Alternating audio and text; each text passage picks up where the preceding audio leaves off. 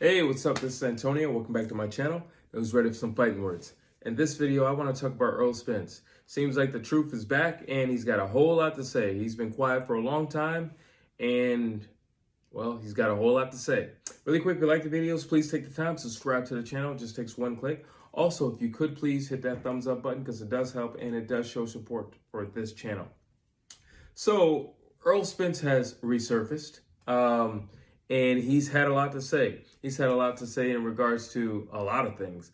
Most importantly, the fight with Terence Bud Crawford. He just recently had a surgery.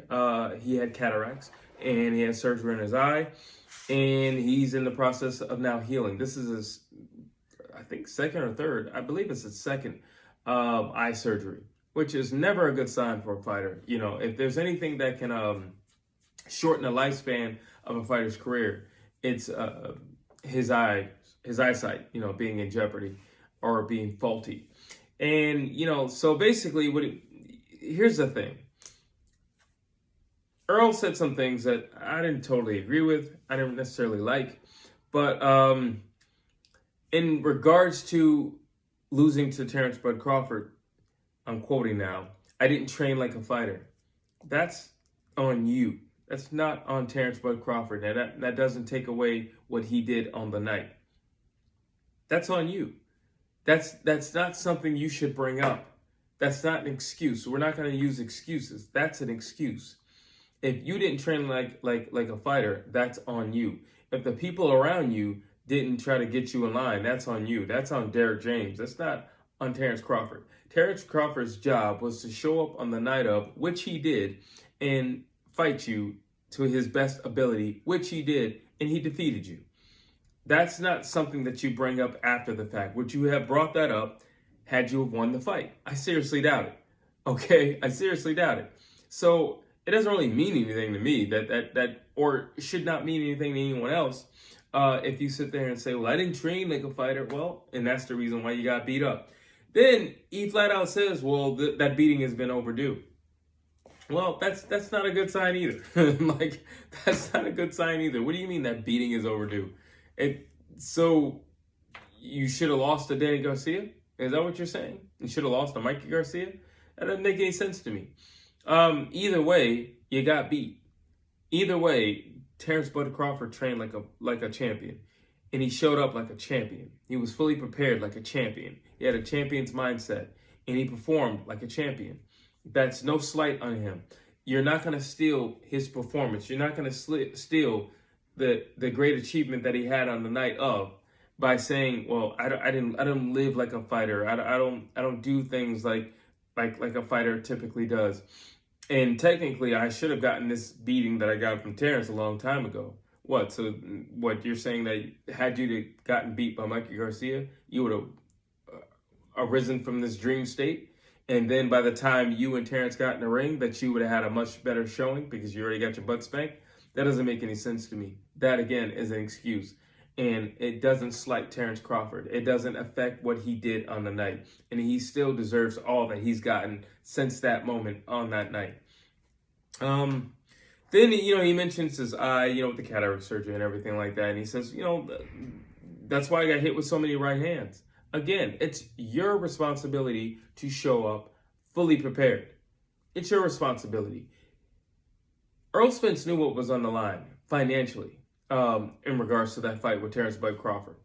He knew what the future was going to hold. He knew he was going to go up in weight. He knew that the Canelo fight was there. He knew these things, and yet he still chose to not live like a fighter, not train like a fighter, not take care of his health to the point where if you know you need a surgery, go get your surgery. Take some time off. The main thing was that the contract was signed between the two of them. That was the main thing. So listen, as long as we sign the contract and there's a date, it doesn't matter if we have to push it back. We got to push it back. You know, Terence Bud Crawford is the type of guy who would like to fight you at your best. So it doesn't matter if you have an issue and, you know, my hand's a little sore, I think I need to get this thing checked out, or I need to get this thing, you know, fully healed, or a surgery on this thing. No, you should have done that. So All these things, to me, honestly, just sound like excuses, and they're not strong excuses. Now, we can clearly see that he did have a surgery. We can clearly see that. But these are things that you could have done prior. It took more than enough time to get you to in the ring. So you're telling me you only needed that surgery for that fight? No, there was ample amount of time prior to that fight. And like I said, long as the contract is signed, then we know that the fight will happen. All right? It's okay if we change the date. It's okay if we change the venue. It's okay. But we know the fight will happen. He derailed his career. We don't know how. I'm not going to say he derailed his career, but I will say right now, that train is at a halt. Why? Because he could have had the Canelo fight. Jermell Charlo didn't have to fight Canelo. The Canelo fight was his. It was Errol Spence's. We all know he was going to move up. He could have had the Canelo fight. He's a big name. It would have been in Texas. All the Mexicans in Texas. It's Canelo. I mean, come on, that's a no-brainer. Canelo even wanted that fight. It's a no-brainer. But no, you're telling me, well, even though I have all these great possibilities and financial ups in my near and grasping like future, but yet I don't train like that. I don't live like a fighter. I'm not training like a fighter. I don't live the fighter lifestyle.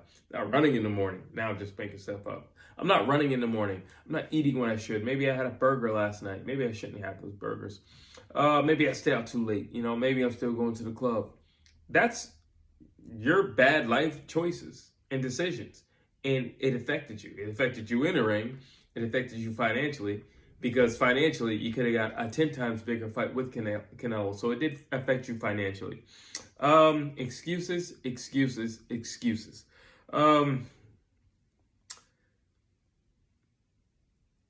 Let's see. What else do I have here? Basically, I just want to say it doesn't discredit Bud Crawford. I'm sorry, because he doesn't know all these things. He only knows what you tell him.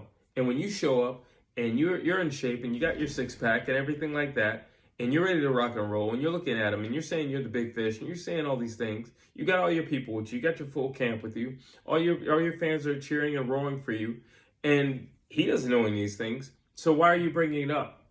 Why are you bringing it up? And it just leads me to think, would you have said any of this had you won? No, you probably wouldn't. You would have kept your mouth shut. And you would continue living your bad, non-fighter-like lifestyle. Those are bad choices on your behalf that you should be slighted for.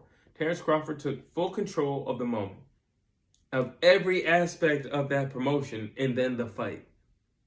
He doesn't know any of that. So don't try to take that from him, because it seems as if Errol Spence is trying to take the moment from Bud Crawford, the achievement, the accomplishment from Bud Crawford.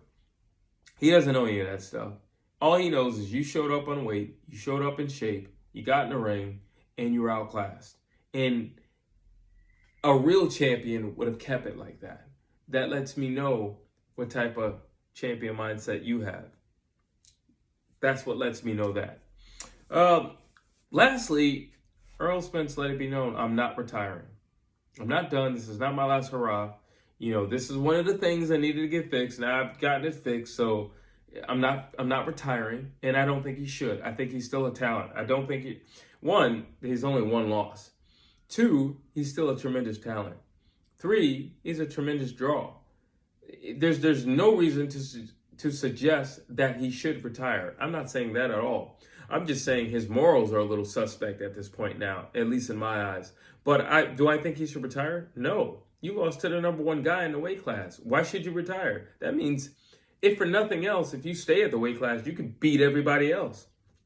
You know, except for Adrian Ennis. You know, you could beat everybody else. So no, by all means, don't go anywhere.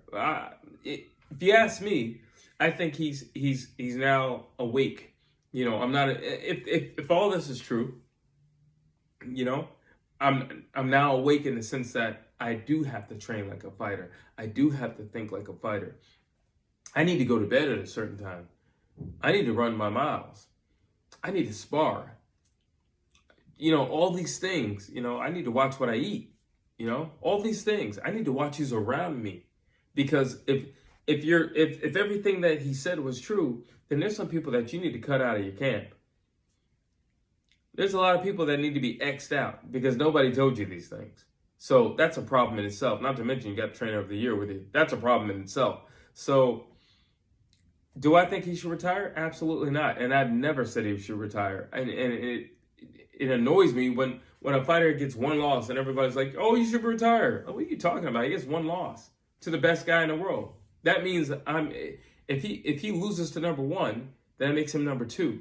Number two can beat number 3, 4, 5. Why should he retire? If that's the case, number 5 and number 6 and on down should automatically retire if number 2 is being told he should retire because he can't beat number 1. Doesn't make any sense. That makes no logical sense in my mind.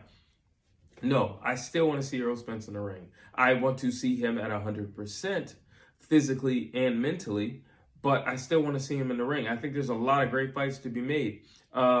There's a lot of great fights to be made. And even him moving up, I think he just adds more fuel to the fire of 154. So I got no issues with seeing Errol Spence anytime soon.